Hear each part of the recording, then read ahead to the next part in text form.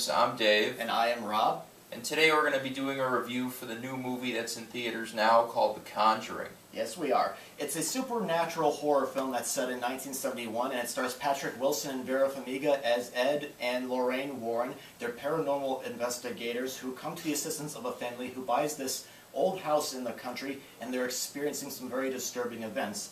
And Dave, I wasn't originally going to go see this movie right away, but you really convinced me to go check it out this week. What was it about the movie that you liked? This was like one of the scariest movies I have seen in a long time. I mean, I think this was even better than The Exorcist, really, because it's kind of the same type of stuff. So.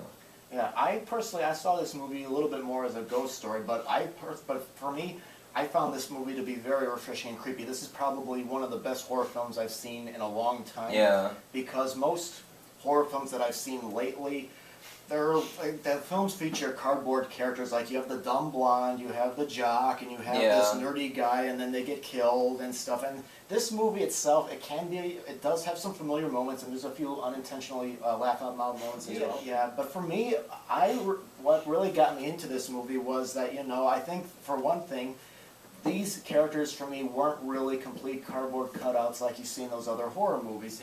Like you spend enough time with the family characters in this movie, and they behaved like a real family, and I was able to relate to them because I'm part of a somewhat big family myself, and I kind of understood where it came from.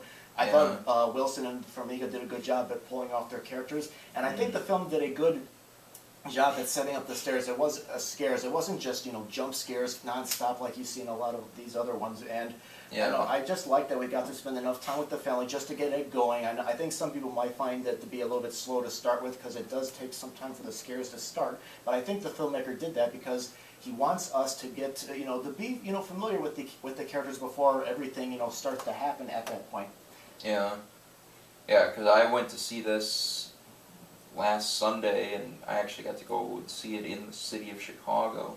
And at first, I didn't even remember that this was that new horror movie that was out, because this was really something. I mean, it's just even the shots that they got, the angles sometimes was like really good, and it even and it's neat because it like shows like what paranormal investigators do and everything. Like there's scenes where they set up like flash cameras like at exit and points where they said they saw the ghosts and everything.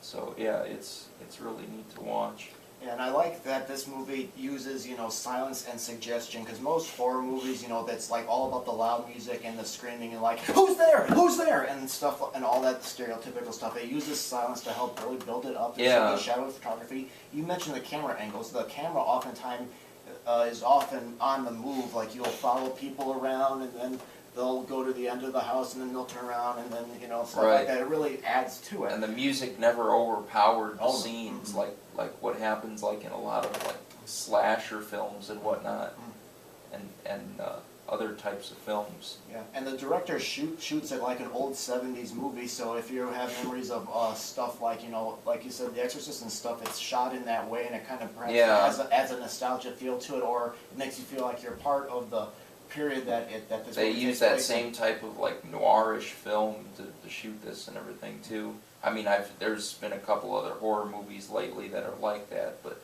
no, this worked out completely.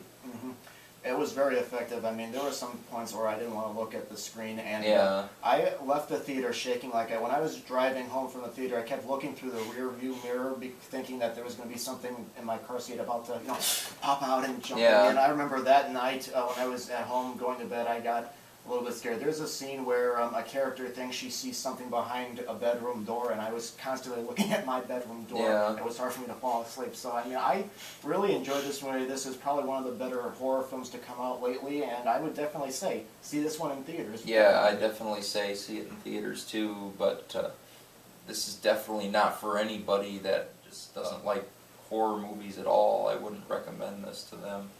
This is really scary. So. All right. Well, we thank you very much for watching. If you have seen The Conjuring, go ahead and post your thoughts, whether you liked it, whether you didn't like it. We do appreciate that, and thank you very much for watching.